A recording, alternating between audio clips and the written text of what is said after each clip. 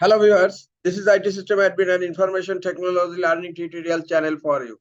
Today in this tutorial I am going to show you how to change default font size in Google Chrome browser. Sometimes it becomes very important for you, so don't forget to watch full video.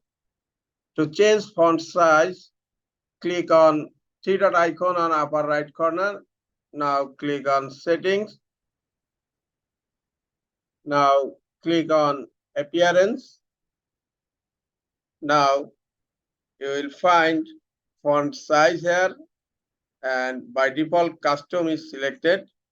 You can change the font size as very small or very large or large.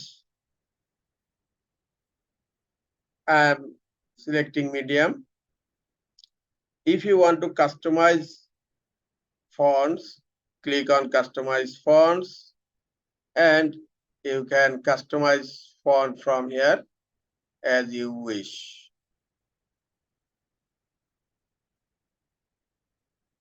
And minimum font size also is here. You can select minimum font size from here. This is all for today. Hope this tutorial is helpful for you. Keep watching for next tutorial. Thank you very much.